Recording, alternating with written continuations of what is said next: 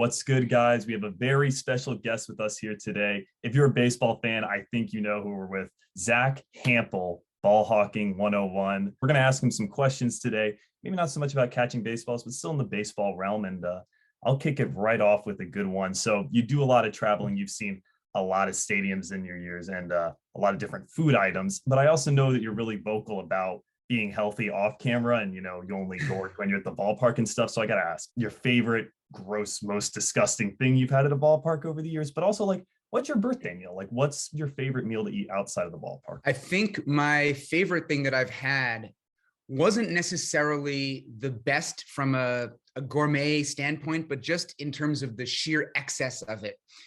At SunTrust Park, back when it was called SunTrust, the first year, 2017, I think, they had this item called the Burgeritza, which was, I believe, a 20-ounce bacon cheeseburger in between two pepperoni pizzas.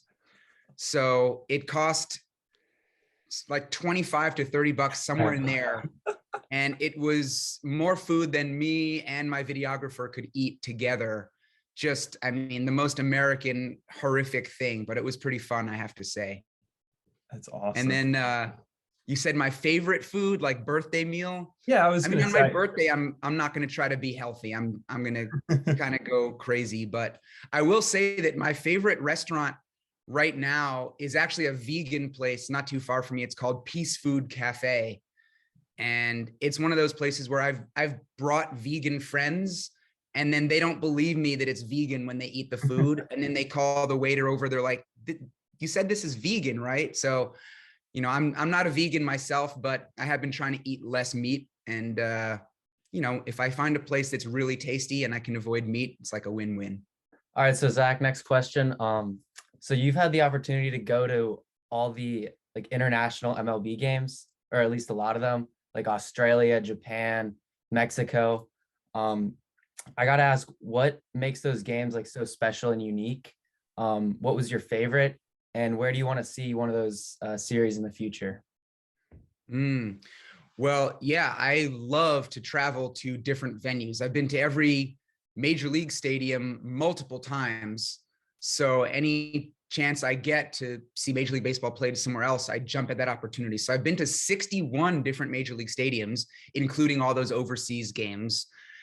And I think just the best thing about it, not that this will really be a surprise to anybody, is just how different it is and the culture.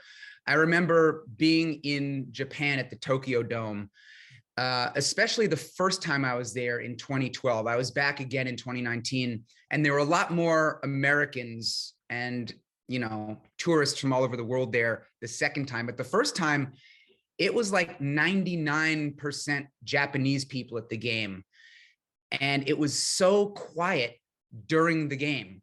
And I know that actual Japanese games, when they're playing themselves, can be like that, but then there are also cheering sections. But it was almost like a golf match. It was so quiet. And I decided to have some fun with it. So I was out in the outfield, and I forget which left fielder it was, but I just started shouting at him. Not anything mean, just like, hey, Johnny baby, look alive. It's coming your way, kid. Get ready. Like that kind of stuff. And the looks of people's faces around me in the section, they were horrified. Like I just kicked their dog or something like that, because I was the only one saying anything. So stuff like that is really fun. I also remember being in Australia, 2014, when I guess it was the Diamondbacks and Dodgers that played each other.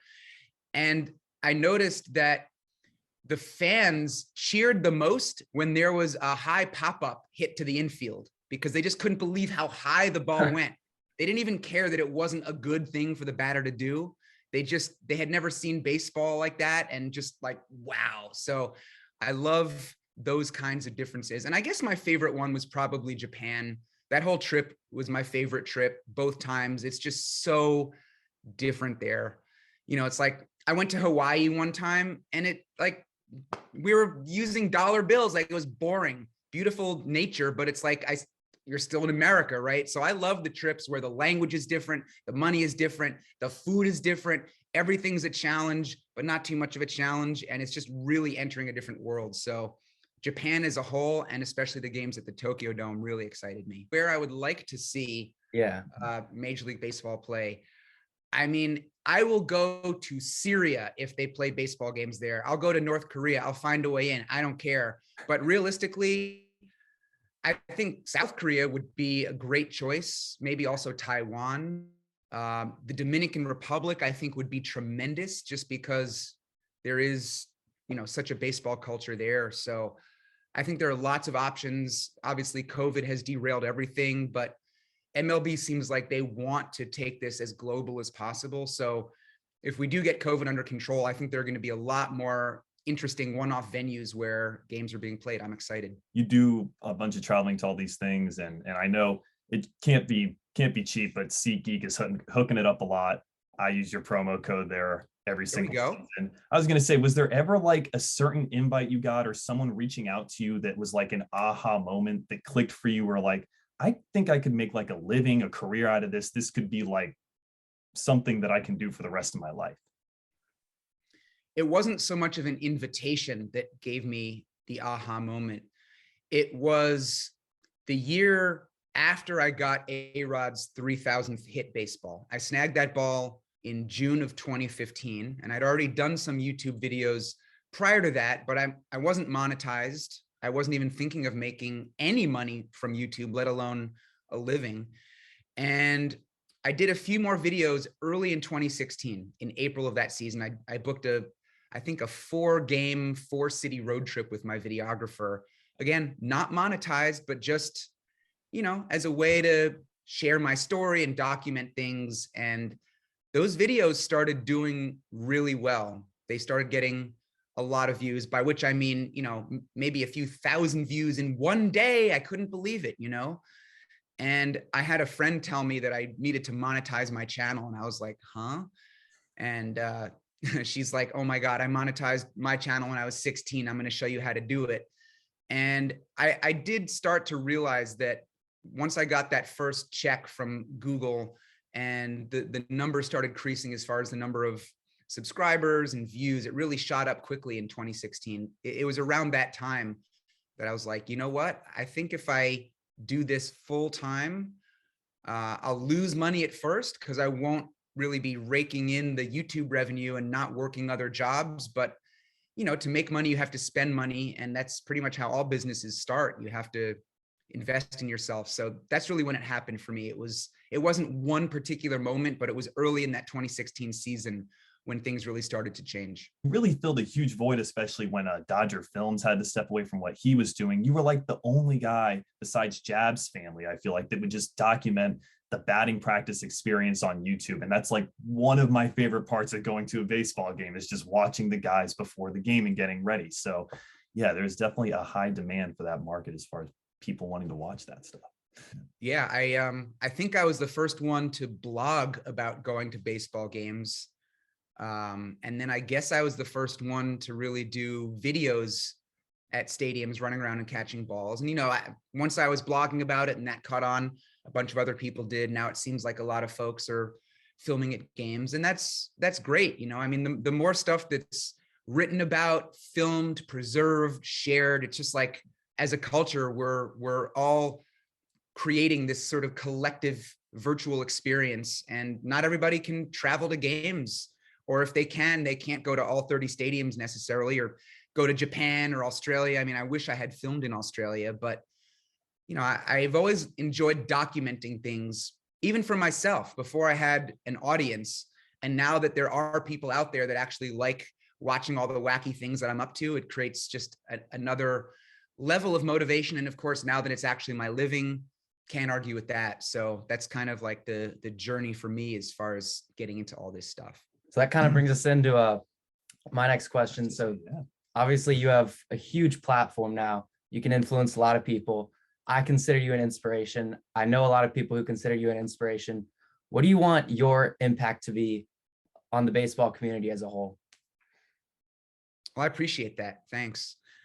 I love it when I hear from people who tell me that they've connected more, not just to the sport itself, but with other people as a result of my videos and everything that I've put out there. I hear from a lot of fathers and sons, and of course there are mothers and daughters who are into this as well. But I think overwhelmingly it's fathers and sons that I hear from that tell me that their relationship is better because of me, because they saw the videos of me going to games and they realized how much fun they could have, and they book road trips together, and they have this collective goal of catching balls and getting autographs and sharing hotel rooms. And I just love that so much. My dad died in 2010, and we certainly had some great baseball experiences together, even though he was not really a baseball fan, but he was a Zack fan. So, he took me to games and we did some stuff, and I miss him like hell. And there's something extra about fathers and sons bonding that gets me right in the feels, and beyond that, just trying to create as many good vibes as possible. I give away a lot of baseballs to kids at games. I was doing that even before I was filming YouTube videos. In fact, even when I first started doing YouTube, I was giving away a lot of balls, but I didn't show it on camera.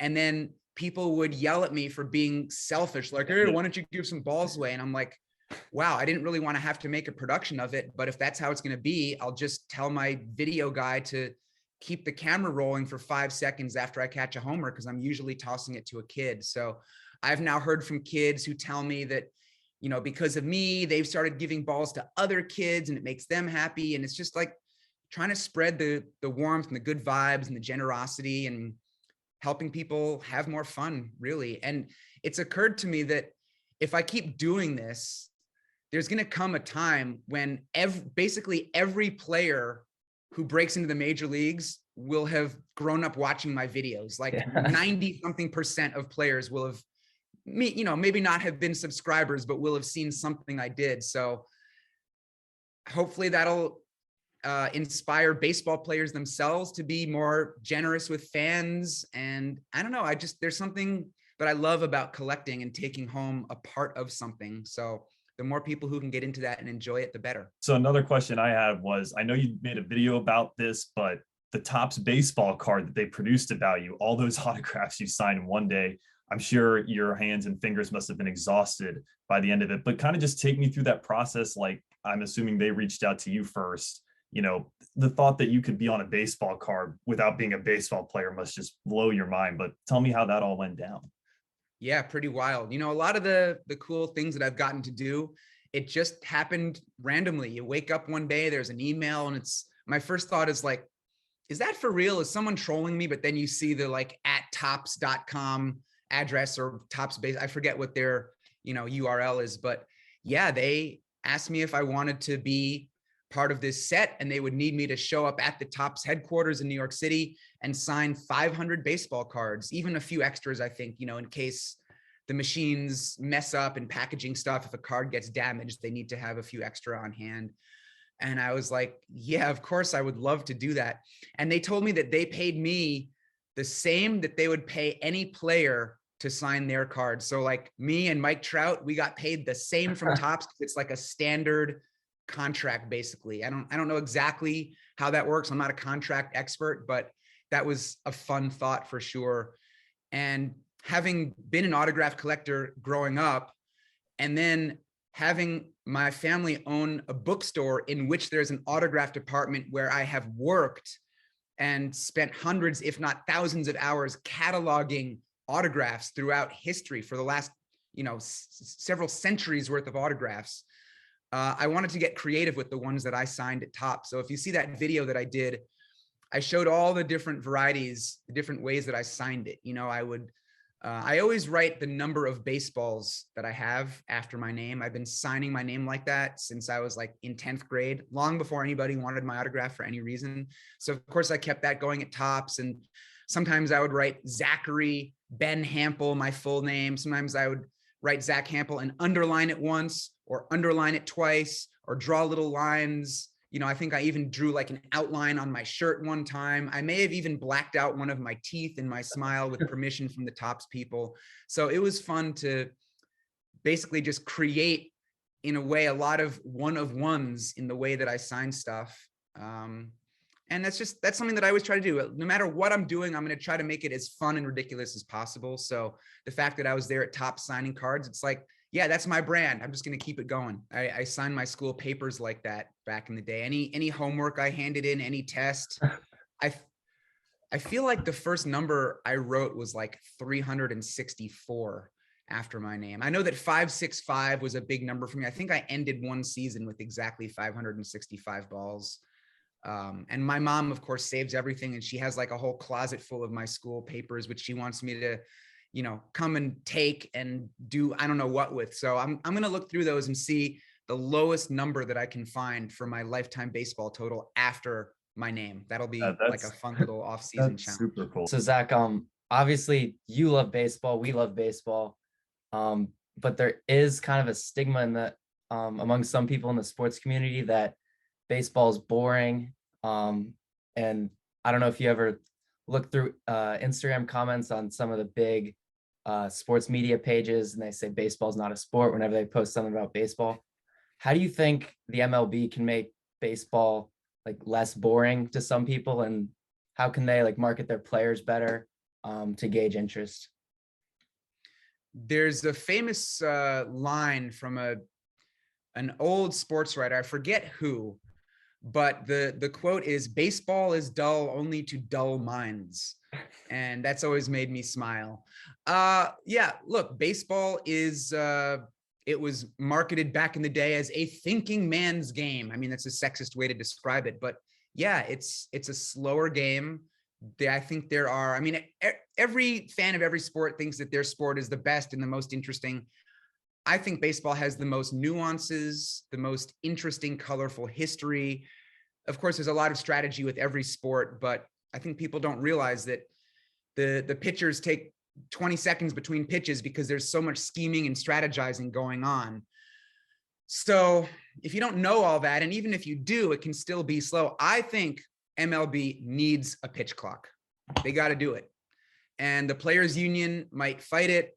And a lot of people are going to complain, and the old guard is going to say, oh, this is ruining like the beauty of the game. And I like the natural timing of it. And it's been this way for 8 million years and you can't change it. But it's like, things change, man. You got to get with the times. And there's no reason that games should, on average, last well over 3 hours. I read every box score every day, and it seems that games are more likely to last closer to 4 hours than 3 hours. I mean, there are certainly a lot more games that last more than 4 hours than there are that last under 2. And it's gotten to the point where 9-inning games that last more than 4 hours, it's just like, yeah, that happens. And it's ridiculous. It shouldn't be a thing. So number one, MLB needs a pitch clock. Keep that moving. And I'd also love to see MLB issue a league-wide rule that every stadium open at least 2.5 hours before game time. Let fans get in early to see the home team take batting practice. And if you have to pay extra to hire more security guards to patrol the outfield, so be it. A lot of teams only open the outfield, and then you really only need a few employees out there. If you don't want to open the whole stadium, fine, don't do it. But you got to let fans in earlier. And all this netting around the ballparks, I'm not going to say that it shouldn't be there, but it needs to be retractable pregame. There's no reason that right by first and third base, you need 30-foot tall nets when there's already a cage, around home plate for batting practice. So beyond that, I would also probably suggest that every team mandate that 5 players sign autographs for a minimum of half an hour every day. Just go down the lines, go in the outfield. Doesn't matter if you're, Fernando Tatis Jr. or the 25th man on the roster. Everybody's got to take their turns and sign autographs, engage the fans. And I think just doing those few things would go a long way. Maybe not see an immediate jump in attendance, but it would create so much goodwill among the fans that I think you'd start to see more people gravitating toward the sport. Yeah, I remember the Nats used to do a thing like that, signature Sundays, where if you showed up early, there were vouchers being handed out and someone would sign behind the dugout. But Nats Park, they used to open 2.5 hours before, like a decade ago, way back when. Then it was 2 hours. 2 hours. And then this season, they changed it to an hour and a half before, like in Brutal. August. So it's terrible when you only get 30 minutes of the road team's BP. You don't even get to see your own guys. And security's more strict now too. Yeah, just keeps. Oh yeah, absolutely. Yeah, I've noticed that the gate times have been reduced little by little. And especially last year, I don't know if it was just because of COVID, but I think that was the excuse. And I don't know that the Nats are suddenly going to be like, oh, well, now we're going to go back to 2 hours. Like, I feel like they're just going to keep it that way. The Yankees, who, I mean, their organization is worth how many billions of dollars, and they get 3 million fans every year. They have 90-minute gates now. It is terrible. It is so bad. So, I mean, for fans to not be able to watch Aaron Judge take batting practice, that is like a crime against humanity. So shame on the Yankees for not allowing fans to see that. Shame on MLB for not stepping in. I mean, it's bad. It's really bad. When you're that big, when you're a multi-billion-dollar institution, organization, you got to make some sacrifices to keep people happy. And a lot of people are not happy. I mean, baseball's still great and it's thriving in many ways, but you can't be complacent. So the teams and MLB got to step it up and be more fan friendly. When I found out, oh my gosh, Zack Hample is going to be in the game today, it's like, I need to pop up in the background somewhere, which kind of leads into my next question is, I know you try to keep it family friendly on your YouTube channel and you do have to censor out some obscene fans in the background, but have you ever had issues with people in the background that's like totally ruined a shot or something? Or do you have a favorite blooper from last season or just something crazy that maybe didn't make the cut? I've definitely had fans cursing in the background intentionally to mess up shots. And I've had to redo some things, move to another section. Thankfully, not too often. Favorite bloopers.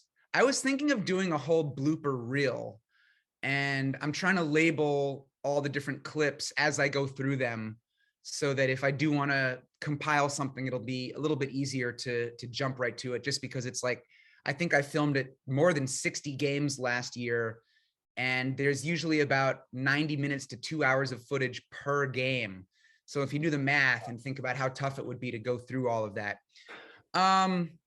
Favorite blooper.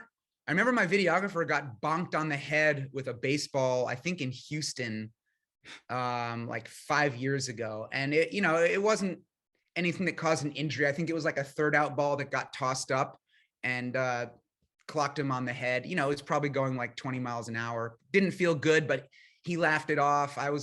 There's a shot of me cracking up in one of my videos about it. So, stuff like that. Even like I was at Kansas City a few years ago and like the wind blew my hat off my head and like, oh my God, like Zack Hample's bald, like I just try to have fun with it and roll with the punches. But no, people generally don't try to screw me up or mess me up. There's always going to be some little obnoxious kid or some drunk guy, especially like in the right field bleachers at Yankee Stadium. They can get on me. They get on everybody. So I try not to take it personally, but overall, people are really cool in person. I get a lot of crap online, especially Twitter, but yeah, in person, it's overwhelmingly positive.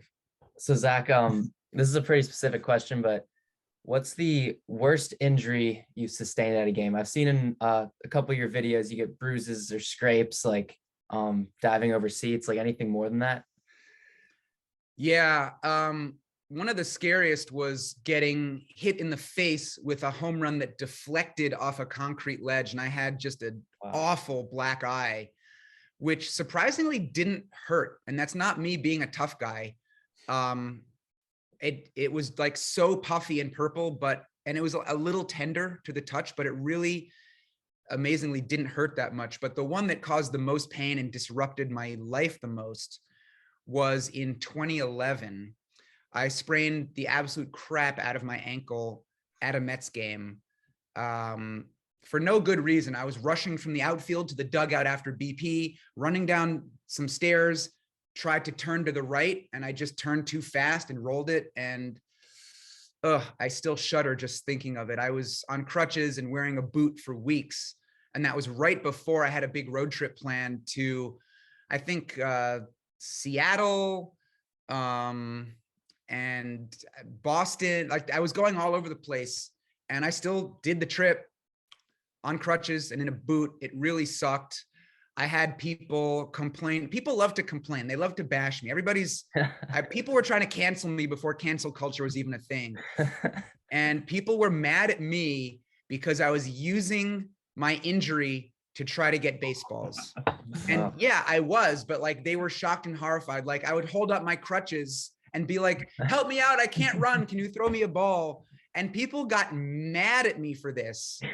And then other people came to my defense and they're like, well, he actually is injured. It's not like he's perfectly healthy and pretending to be injured. And then other people were like, yeah, I think he's proven that he can get baseballs the normal way. And I was just like, my God, why do people get so mad at me for catching baseballs? There are a lot bigger issues in the world, but somehow I seem to stir it up often and regularly. And I've made a conscious effort over the last few years to try to not piss people off so much. I still magically find a way to do that. You know, I fell on my ass in Philadelphia in April last year going for a ball. That brought haters out of the woodwork. Then in October, I caught 2 home runs during one postseason game, made the news. Haters just came out of every little nook and cranny to bash me. And it's just like, geez, whether it's something bad or something good that happens, people just want to pile on. But again, I'm happy to say that that is thankfully almost entirely limited to the internet and mostly limited to Twitter itself. The little documentary that MLB did about you on YouTube, 9 or 10 minutes long, a line from Bob, I think it's Bob Costas, he's calling it out, but he goes, that is Zack Hample. He is either famous or notorious, depending how you look at him. And by the way, can I just say that documentary, which is called Zack Hample versus the World, there is a full-length version of that, which is going to be coming out in the spring. So get ready for it. The one that MLB posted, I believe, is about 13 minutes, but the full-length version is 95 minutes. I can't believe it. A whole documentary about me and what a tremendous nerd I am. So yeah, the film is basically done. It's just like all the behind the scenes stuff, like doing the poster art and writing a description and figuring out timing and publicity with the distributor. And like, this thing is happening. So I'm pumped. And, you know, I hope all of your viewers and followers will check it out as well. Should be coming out at the end of March, and you can be sure that I'll be talking a lot about it and letting everyone know. Yeah, I can't wait for it. Hopefully we've got baseball starting up there at the end. Fingers crossed. All right. So sorry to wrap it up. A few more questions here, but one of mine was going to be, you know, you've been doing this for a really long time. And obviously you put an end to the consecutive game streak. And I love that video at Yankee Stadium. It was almost ASMR-esque, just really taking in the game and the sights and sounds of the ballpark. But I love your vlogs as well around New York City and what you do when the baseball season isn't going on and working at the bookstore. And I was just going to ask, you know, what is life going to be like after chasing baseballs, and when ball hawking comes to an end? What do you see yourself doing after this? That's a great question. I've been thinking about that a lot. There have been a lot of times in my life when I thought that I was going to be winding this down. The first time was back in 1996. And I've actually been reading a lot of my old journals lately to fill up some of this off-season time. And that's around the time that I was getting my 1000th ball. And I picked a college in North Carolina that was far from any major league team for the purpose of getting away from baseball and getting on with my life. But then I ended up writing a book about it, and that sucked me back into the vortex. And over the years, there have been numerous cases of things that have brought me back in when I thought it was fading out. Even the A-Rod ball in 2015. I mean, I was still going to a lot of games then, but I was like, I don't know how much longer I'm going to do this, but it's like, well, I guess now this is my life because that happened. And then the YouTube thing started up. So it's like, how do you walk away from it at this point after having spent decades getting to this point? I thought my 10,000th ball might wind things down, but again, YouTube became such a big thing. And now this documentary is coming out. So I don't know. I mean, I'm definitely planning to give it at least one more huge season this year. If there is a season or a full season, who knows what. Beyond that, I don't know. I could definitely see my pace slowing down. Instead of going to 100 games a year and filming at 60 of them, you know, I could only go to 45 games a year and film at 40 of them, you know, go on fewer trips or focus on the international games. I'd love to have a family someday, and I am prepared to spend more time with them and less time at ballparks. But of course, I have to find the person first that I want to have a family with. So baseball itself makes it hard to find the time to date and to go out there and have a social life. And so I'm thinking about how to balance life and baseball. And it's really getting to the point where I may have to make some big changes. But I don't know. I'm always going to love baseball. I'm always going to love going to games. And as long as I'm going to games, I might as well show up early and bring my glove. And if I have people who can film and edit, especially if people can edit for me and I don't have to do all that work myself, then, you know, I would always hope that I can pump out some videos here and there. So I don't know that I'll ever quit, but yeah, I'd love to have a lot more family time and a lot less baseball time, but it's a matter of how to bridge that gap between now and then that's really taking over my thoughts right now. I know I will always be connected, but again, I don't know in what capacity and to what extent, but we'll see. Sometimes it's fun when things are unknown and a mystery, right? If everything were predetermined, then why even get out of bed in the morning? So next question, Zach. So you have a really impressive collection of milestone home runs. I know Trout's first homer, A-Rod's 3,000th hit. With all those milestone balls, what's the most preparation you've ever put into a single ball, like in terms of like research and like going back and like looking at like the player's tendencies and stuff like that? Ken Griffey Jr.'s 600th home run. I did a lot of prep for that one. There was a website back in the day called Hit Tracker, and then it became known as ESPN Home Run Tracker. And now, unfortunately, it's defunct altogether. But there was incredible data on that site where every home run hit in the major leagues was listed with all the different stats, how high it went, the exit velo, you know, the trajectory. You could get stadium diagrams and see how many different ballparks it would have been a home run in. You could click on any batter and see where all of his home runs landed, you know, for the season. And you could do different stadium overlays. So it's like, okay, this guy is hitting all his balls here, but I want to see what that would look like at this stadium. So you'd pull up that chart. You know, you could look at any pitcher and see where the home runs that he allowed would land. I mean, all kinds of stuff. You could look at any individual stadium and see all the home runs for the season. And so I love this. Even if I wasn't trying to catch a specific home run, it was just cool to look through all that stuff and just learn about the longest and the shortest home runs. And so, yeah, for Griffey's 600th, I was really tracking that. I wanted to catch that ball. I was really paying close attention to where all of his home runs were landing, the distance, you know, where in right field they were going. And I was trying to pinpoint it. And I was in Philly for a couple of games. He was with the Reds then, when he was at 599, but then like he didn't play and then he pinch hit, you know, late in the game, didn't hit it. And I flew down to Florida because the Marlins were hosting the Reds. And it was like, yeah, my purpose is to catch Griffey's 600th home run. And I figured I had a good chance in Florida because it was a cavernous stadium with very few fans. And I was strategizing a lot, you know, thinking the crowd will be sparse in right field. And then whoever is there is mostly going to be in the first few rows. So I was like, I'm going to play back. Hopefully, you know, Griffey has that power to hit a long one. I figured he was going to hook it down the line. And, you know, I did a really good job of picking the spot.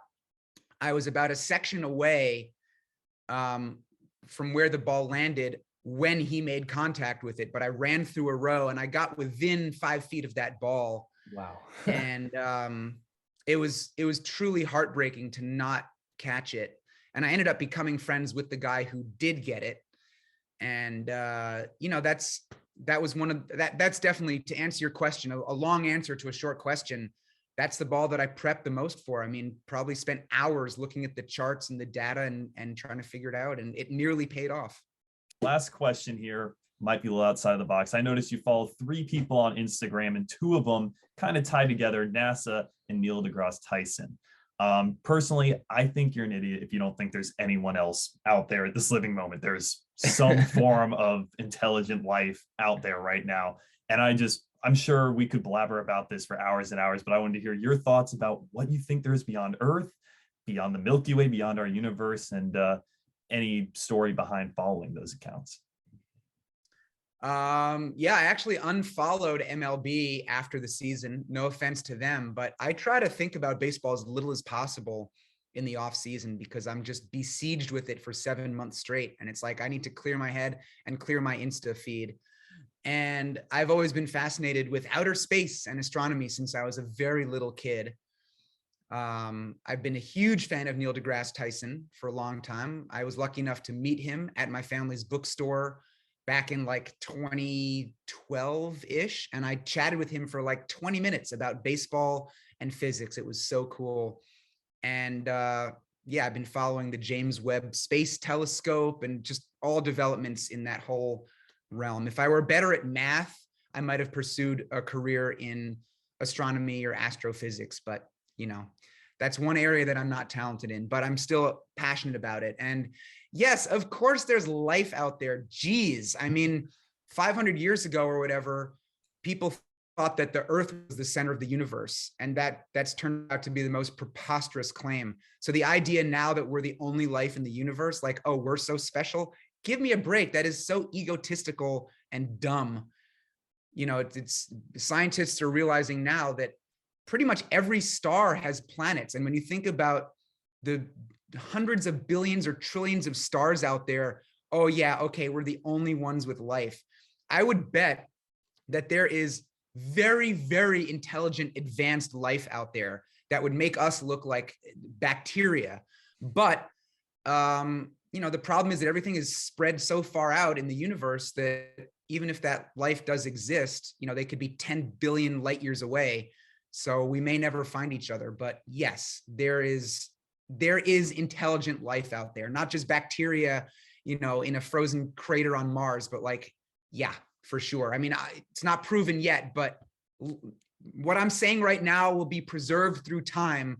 And in 10,000 years, when we find these people, they're gonna be like, damn, Zack Hample knew what he was talking about beyond all that baseball stuff. So yeah, that's how I feel about that. Always happy to talk about non-baseball things and, you know, astronomy in particular. I'm always intrigued by it. Anything about the natural world or, you know, the natural heavens above, you know, it's definitely intriguing and fun to think about. You know, when I'm in the seats and I'm pissed off because I took a bad route on a home run and I didn't catch it. I mean, our entire civilization is nothing more than bacteria on a grain of sand flying through space. If you really think about it, like we are so insignificant.